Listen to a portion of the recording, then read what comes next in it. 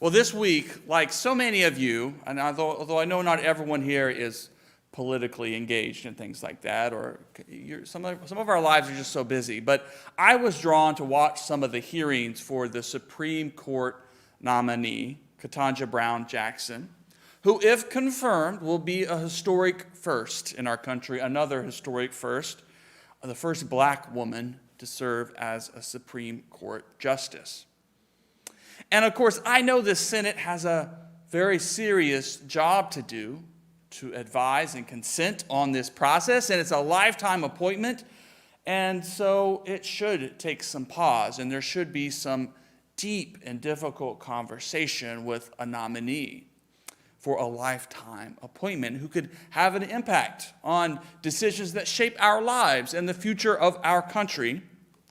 But to me, as I watched it, there were moments where the process felt a little bit more like an interrogation, a cross-examination, as a few senators used their time to cast aspersions of character against the nominee, to suggest that she was not qualified or somehow conflicted, somehow not a moral character enough to take this position. They asked questions that they asked no other Supreme Court nominee that I remember in recent years, criticizing her for the choice of school that her daughter attends and the books in that school's library. Like, okay, really? Suggesting that she's soft on certain crimes, and suggesting that she is deeply unqualified despite being one of the most qualified candidates with a lot of experience compared to even more recent candidates. Certainly, the interrogation revealed that partisan divide that we live in as a society, where two sides of our aisle feel like they're at a Grand Canyon-sized rift at this point. And I don't know what's going to fix that. But it's also, for many who watched, a confirmation of the long history in our culture of doubting qualified, experienced people of color to these kinds of positions. That candidates who happen to be white tend to have things a little bit easier. Not always, certainly not always. Whereas people of color have to answer so many more questions, have to prove themselves in so many different ways, and are not given the benefit of the doubt as other people are.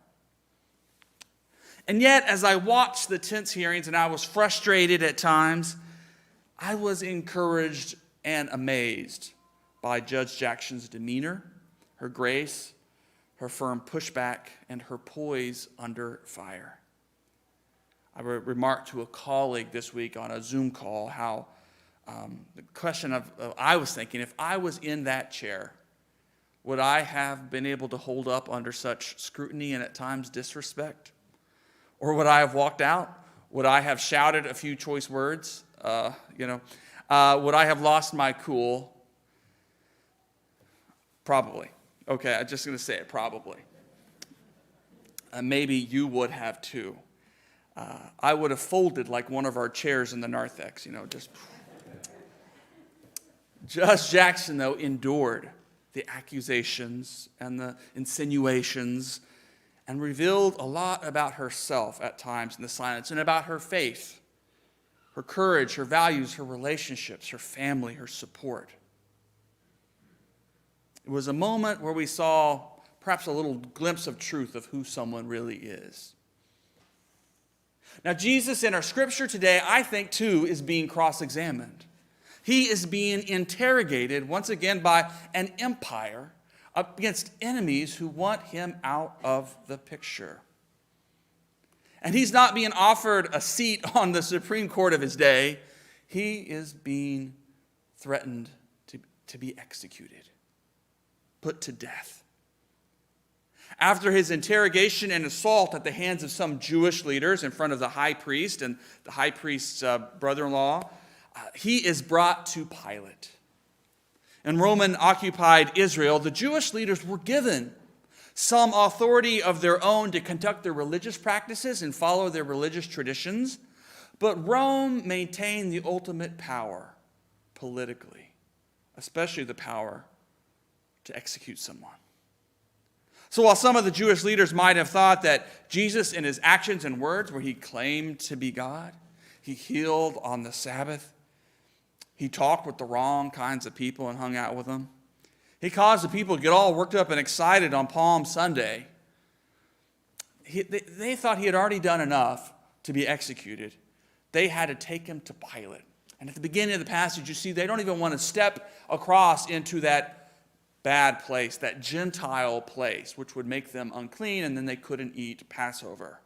So they sort of shove Jesus across that line and hand him over to Pilate and Pilate's men. Pilate was the charge of keeping the peace in the city. And so he had come into Jerusalem, not because he wanted to necessarily, but because when all those people came into the city, there was always possibility of rebellion, of the people getting worked up, and there'd be conflict and violence and a struggle for freedom. Who knows? And so Pilate was there to oversee things and make sure everything went smoothly and that no one got any ideas about how to deal with Rome. Pilate receives Jesus in a curious way, maybe with a little bit of borderline curiosity. It's always hard to read into Pilate, into his words and character. We're really invited to whether we think he was a little bit curious about and intrigued by Jesus, or just confused, clueless, or willing to do what was necessary to maintain peace. He knew the Jewish leaders wanted this man dead, at least some Jewish leaders. I always point that out. And is there maybe a way, I like to think, that Pilate was thinking in the back of his head, maybe there's a way to use this situation for my own power, for Rome's glory, to keep the crowds this week all nice and calm, to make sure it's going to be a nice, quiet week in Jerusalem, and Pilate could just stay in his office and binge watch first century Netflix or whatever. The interrogation that unfolds drips, I think, with contempt for Jesus. I mean, you may read it differently, and that's okay. Are you the king of the Jews? This, right off the bat, is a dangerous question to answer in front of a Roman authority. If Jesus says yes, then he's given Pilate all the justification he needs to take him out. Oh, well, there's only one emperor. There's only one people. There's only one king here. His name is Herod. You're not the king of the Jews, Jesus.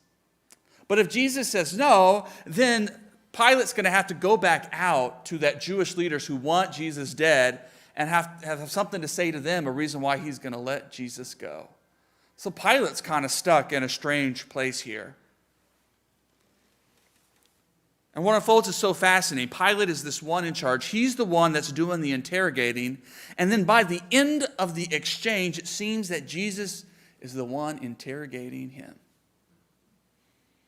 forcing Pilate to expose his lack of courage, his lack of morality. Jesus tells Pilate, my kingdom is not from this world. If my kingdom were from this world, my followers would be fighting to keep me from being handed over to the Jews. But as it is, my kingdom is not from here. One of the repeated themes throughout the gospel is how often Jesus' own followers didn't understand what Jesus was about, the big picture. Jesus was not going to be a king in the political sense like they maybe expected, not to come and throw out and kick out the Romans and restore rule for Israel, but rather he had come to usher in a new community, a beloved community, a vision for life together with God. And it was a vision that extended out beyond just the people of Israel, but even to the Gentiles, even to the Samaritans, even to these others that we saw in some of our stories as Jesus' abundance and his love and God's fortune and favor went even to those outside of Jewish way of life. Jesus' answer thwarts Pilate's dangerous question, right? Well, he is a king, but he's not a king of the Jews. But his kingdom's not of this world. What do I do with that? What's up with this guy? And Pilate's limited imagination doesn't understand. Jesus doesn't crack under pressure. Even though he had just been punched in the high priest's place, even though he knows his life is on the line, he reveals once again who he is And it's Pilate in the end who was unsure, who asked Jesus, what is truth? Pilate's all philosophical now. He can't grasp what to do with this man in front of him. And in that moment, when Pilate asks him what is truth, there is silence in the text. Jesus doesn't answer, but if we listen carefully, as people of faith, we listen carefully. We remember that echo of Jesus' words to his disciples earlier in the gospel. I am the way, the truth, and the life. Pilate has to go out to tell the Jewish leaders, I found no case against him. What do y'all want me to do? And Pilate, who in that instance could have stood up for what was morally right and said, this guy's innocent. He didn't do anything wrong. He's different, sure, but I'm going to let him go. Pilate gives in and makes an excuse to kill and execute an innocent man. Pilate is a slave not to God, but to his own broken empire system. He is bound and wrapped up in the laws of corruptness and violence of this empire which he is part of. And so you have a sudden contrast between the way of Jesus, who came for healing, who raised Lazarus from the dead, who welcomed the stranger, to the way of Pilate and the empire that would put someone to death just because they're a nuisance. The gathered crowd responds, we want Barabbas, a bandit, a guy who was all about causing chaos and violence, rather than let the one who had come that they might have life and life abundant live. In our world, friends, I think daily we are being interrogated by this world in which we live, by the choices we make, the actions we take, by the values we exhibit, especially when the going gets tough. We are being cross-examined as followers of Jesus. Will we wilt under the pressure? Or will we find ways to stand firm in who we are and what we believe? Now, the truth is, sometimes we do wilt. It is really hard to live in a consumer-driven society and not sometimes worship at the altar of a big sale, right, at the mall or whatever, you know. There are times when we are wrapped up in this culture and pursuits that do not lead us to life. And yeah, sometimes that means like our binge watching on Netflix, but sometimes that is how the ways we treat one another, the ways we talk about our neighbors, the laws and things that we end up supporting with our votes. Sometimes we crumple and we fail under the interrogation in this world. Sometimes we struggle. And in those moments when we face consequences or must confront how ugly we have made our lives and our communities, Jesus stands as our guide to return. A guide, a fixed star, if you will, a guiding star for how we might turn and turn around and remember what is possible. That even when we wilt and struggle, there is Jesus who does not. Jesus who stands innocent, pointing ever to the truth of God's love for us and for all people, of a world, of a community, of a vision of this planet where we live in peace and care for one another. Jesus endured those struggles so that we would know in the midst of our own struggles, our ups and downs, that God's abundance, God's love and mercy is there for us. We are not alone in our struggles. Caitlin Curtis, in her book Native, says the universal Christ, who is not a colonizer, who does not seek after profit or create empires to rule over the poor, to oppress people, is constantly asking us to see ourselves as we fit in this sacredly created world. Are we, like Jesus, standing in the midst of that cross-examination of our daily lives and pointing to that kingdom on earth as it is in heaven? Each day then is an invitation for us to renew that call as disciples, to create and usher in that beloved community.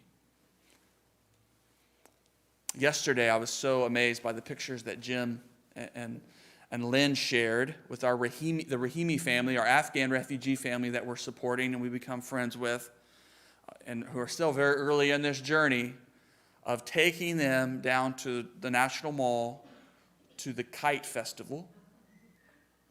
And the two youngest, right, Jim? Created a kite. In Afghanistan, kites are a big deal. And our two went there, competed in the competition, and won first place in their age group. Oh my. I think in this world of violence, and a world where we're often encouraged in this culture to be afraid of our Muslim brothers and sisters, where we're afraid, we're taught that like the borders and immigrants coming in are used as a wedge issue to challenge our values as Christians. When Jesus says, welcome the stranger, right? Love your neighbor as yourself. Those kinds of values are constantly cross-examined. And we're often encouraged to mistrust our refugee neighbors and think they're going to come in here and change something about our culture. And then we figure out that they're just like us. They have gifts and graces, and they're embracing and want the same things that we want, to be able to go down and be in community, to use their gifts, to celebrate and enjoy a day. A friend of mine yesterday said there is nothing more meditative and calming than flying a kite. Once you get it up, it's just sort of this little process. You just sort of have to relax and feel it and let it go. And what I want for all of our Afghan families, all refugee families in this country who come here, is to know peace. They deserve it back in their home country where they're coming from. But if they're going to come here, I want them to flourish, to know peace and love. That's the vision of the beloved community that Jesus gives us. Jesus points us to that way, and he stands with us as we endure our daily cross-examination. When Judge Ketanji Brown Jackson endured her 2 days of hearings, those pictures that stuck in our minds were the shots that showed her, and behind her, her husband, her proud daughter, her parents. And constantly calling back to those stories to remind, for her to tell us where she came from and who paved her way. And we have those people in our lives too. Our family, our friends, our church family, our co-workers, our mentors, our grandparents. And we have Jesus as well. Know Jesus is there for you. Whatever cross-examination you're going through in your life, know Jesus' courage and love are available to you. No, you are not alone. Jesus says, I am the way, the truth, and the life. Thanks be to God. Amen.